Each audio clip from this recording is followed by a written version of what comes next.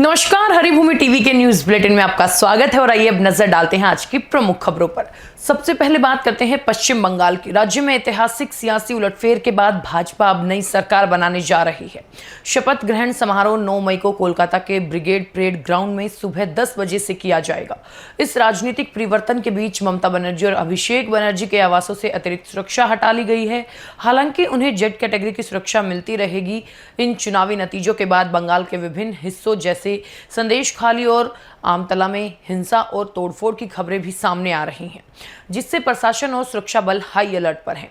वहीं दक्षिण भारत के तमिलनाडु में भी हलचल तेज है, जहां टीवी के प्रमुख विजय ने राज्यपाल के समक्ष सरकार बनाने का दावा पेश किया है। 108 सीटें जीतने वाली टीवीके को बहुमत के लिए 118 विधायकों की आवश्यकता है, जिसमें उन्हें फिलहाल कांग्रेस के 5 विधायकों का समर्थन प्राप्त हो चुका है। अब बात करते हैं राष्ट्रीय गीत की। केंद्र सरकार ने राष्ट्रीय गीत वंदे मातरम को राष्ट्रगान के समान दर्जा दे दिया है। प्रधानमंत्री नरेंद्र मोदी की अध्यक्षता में हुई कैबिनेट बैठक में राष्ट्रीय गौरव अपमान निवारण अधिनियम में संशोधन के प्रस्ताव को स्वीकृति दी गई, जिसके तहत अब इस गीत का अपमान करने या गायन में बाधा डालने पर 3 साल तक की जेल या जुर्माना हो सकता है। गृह मंत्रालय की ओर से जारी नई गाइडलाइंस के अनुसार किसी भी राजकीय या औपचारिक कार्यक्रम में अब पहले वंदे मातरम गाया जाएगा, उसके बाद राष्ट्रगान पेश होगा। आधिकारिक कार्यक्रमों में इसके सभी 6 श्लोक गाए जाएंगे। अगली खबर बिहार से। यहां मुख्यमंत्री नीतीश कुमार के बेटे निशांत कुमार अब सम्राट चौधरी कैबिनेट का हिस्सा बनने जा रहे हैं। जेडीयू नेताओं के साथ हुई लंबी बैठक और वरिष्ठ नेताओं को समझाने के बाद निशांत मंत्री पद संभालने के लिए तैयार हो गए हैं। वो कल पटना के गांधी मैदान में होने वाले समारोह में मंत्री पद की शपथ लेंगे। जेडीयू ने अपने कोटे के मंत्रियों की सूची मुख्यमंत्री सम्राट चौधरी को सौंप दी है। मंत्रिमंडल विस्तार में पुराने चेहरों के साथ साथ कुछ नए नामों को भी शामिल किए जाने की संभावना है। अब बात करते हैं अखिलेश यादव की।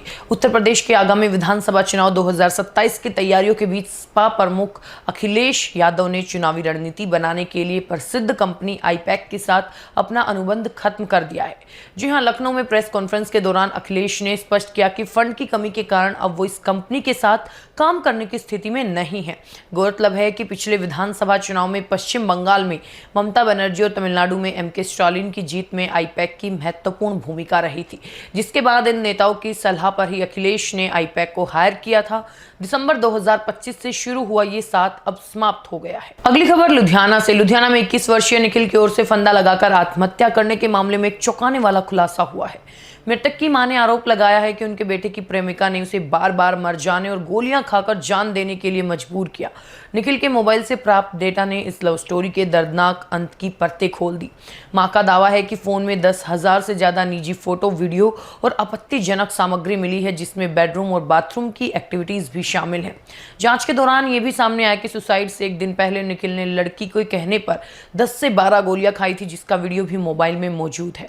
मां के अनुसार जब गोलियां खाने के बाद भी निखिल की जान नहीं गई तो लड़की ने फिर से मैसेज कर उसे उकसाया, जिसके बाद उसने एक खौफनाक कदम उठाया और पुलिस अब मोबाइल में मौजूद 2 साल की चैटिंग और 5 लाख से अधिक डिजिटल सबूतों के आधार पर मामले की जांच कर रही है।